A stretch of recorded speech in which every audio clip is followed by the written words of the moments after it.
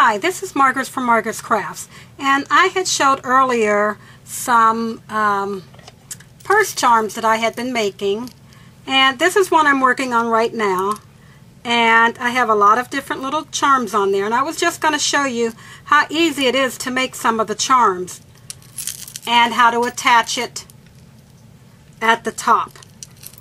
Okay, I'm going to start off by making a really simple charm.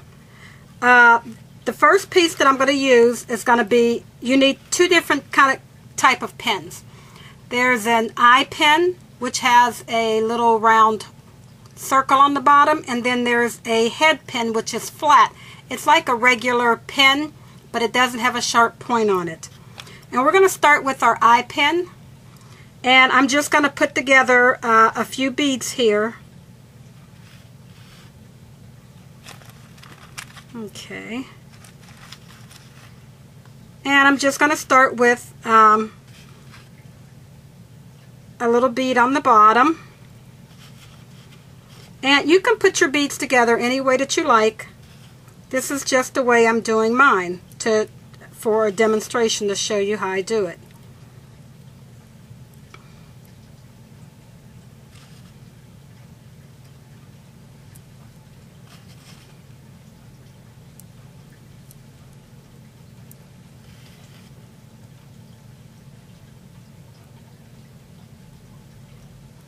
Okay, there's the one part of the little charm that I just put together. All I did was strung a couple beads, some gold beads, some white beads, and then these little, I don't know what they're called. I call them little finials because I'm thinking of the top of a lamp when you're making lamps. And now all I do is you take your round nose pliers and you push all the way, take your bead and push it all the way down. Put your pliers at the very top, bend your wire over like that. See how I made an L on it? Hold your pins, and if you see that, you have a little L at the top there.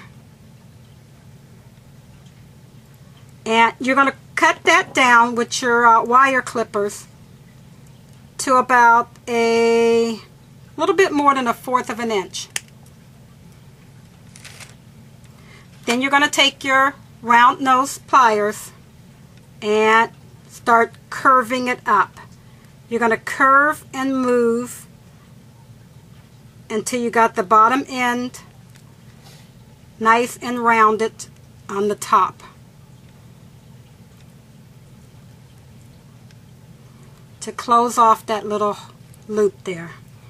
And I always seem like I take my flat nose pliers to kind of straighten it out if I didn't get a perfectly nice loop.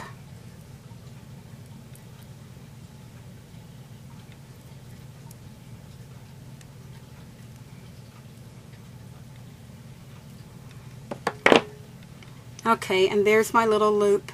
I don't know if you can see it. At the top. And that's what I'm going to attach it to my my dangle.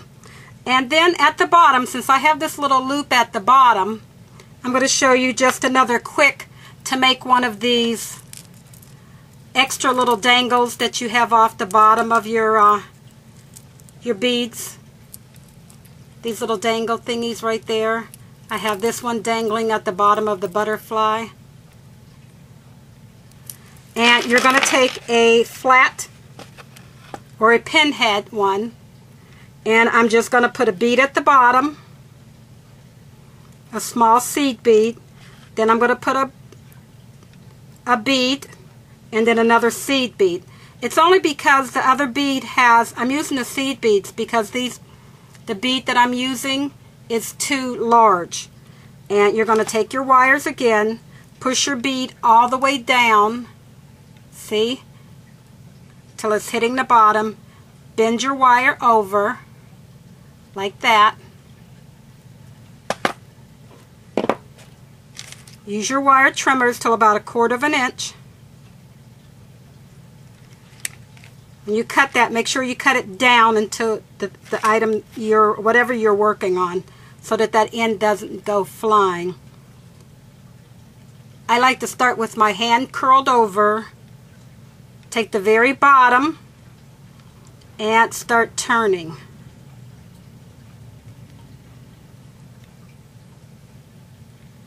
And you're going to turn it up, and I always end up taking my flat needle nose and make my end a little rounder, or my little circle, if it gets curved out of shape. Okay, now I have my little bead, and to connect them, I'm going to take my end, and I'm not going to pull it open, but I'm going to bend it. So I'm going to twist it that way to make it have a little gap. I'm going to take my bottom, put it through, then just going to twist that gap back to close it up. And we've made the little dingle on the edge, like that. Now to attach it to my chunky charm here, okay, what I use is a banana tree. They come wooden, metal, plastic. I just got a little plastic one from Walmart's, like that, where you hook your bananas on, and that's what I hook my charm on when I'm working on it, like that. And I'm going to take what's called a, oh gosh, I can't think of it. It's a little ring, and it's like split on one end. You're going to take your flat nose, and I'm just going to take this other jewel, and you're not going to pull it apart to open it. You're going to make one go to the left and one go to the right to split it open like that. Now I'm going to take my charm that I just made, I'm going to hook it through there, and I'm going to find the spot on my dangle that I want it to be.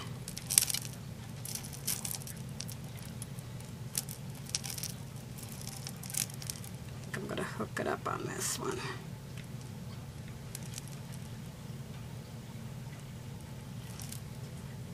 And you're going to twist back the opposite way now to close it up and to get the two ends flush together again.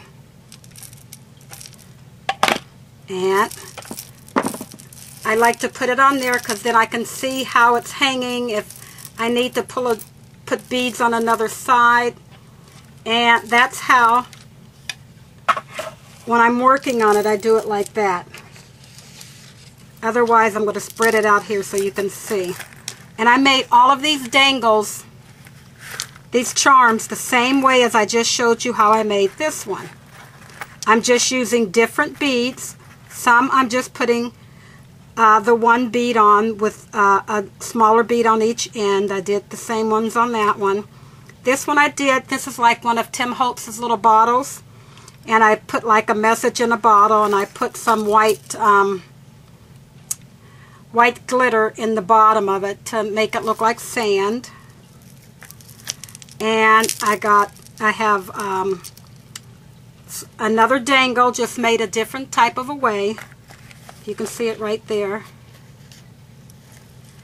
And then this is the one that we just made.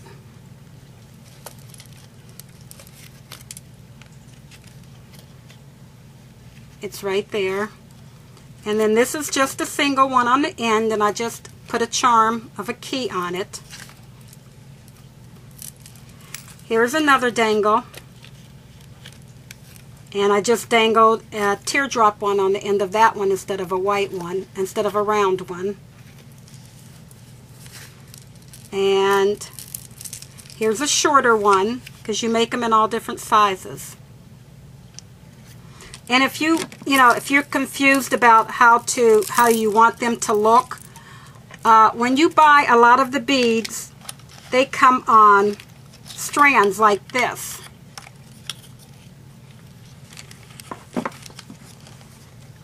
And if you need an idea of how to do it, like piece apart the strands, like you can do it with the two little dots here, coming down to a dot like that for a dangle. You know, or you can dangle this part like that for a dangle.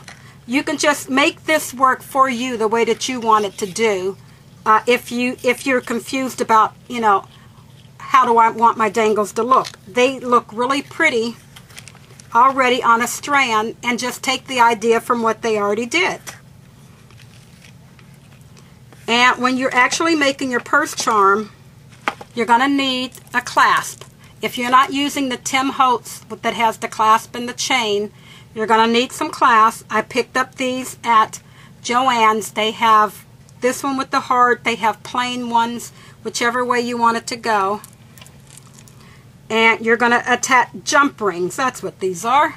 You're going to take your jump ring and you're going to open it up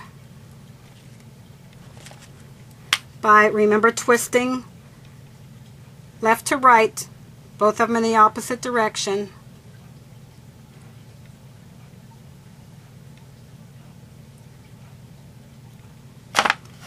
Put your clasp in, and then you're going to take a piece of chain. Say this is the chain that I'm using. I'll put this one. I'm using this chain. You're going to figure out how long you want your chain to be. You can be 2 inches, 3 inches, however long you want them to be. And cut a little bit of the link off to open it up. Take your end, feed it through your jump ring, and then close your jump ring closed again. Remember, the opposite direction of what you opened it. Just like that. And that's the start. That's the start of making your rings, your purse charms. Now, the way I did mine, I put 3 strands on mine. This is 1 strand. So I have 3 jump rings, and each jump ring has a strand on it. And then each strand has several charms on each strand. So I did 3 chains in 3 different sizes, and you do a jump ring on each one and then just attach it to the top. Okay? So I would put another jump ring with a chain on it to have 3, and I like them at different lengths. And then I start adding, I start off with my biggest bead that I'm going to use at the bottom of the very first strand, the longest one. I'll put my big bead, and that'll be my center one. Then I put smaller chains on each side of that main thing, and then start adding beads or whatever you want on the bottom of those.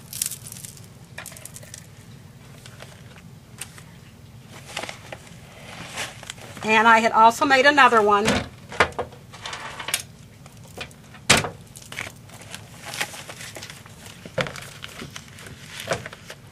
This is another one I had made, and this one's in silver with different chain. And I made this one for breast cancer awareness. So this one is the pink and white and then some pearls, and I have it in silver. So my first one, no, this one is made with just 1 strand. No, it's 3 strands. They're just all tangled up together. Here is the 1, 2, 3.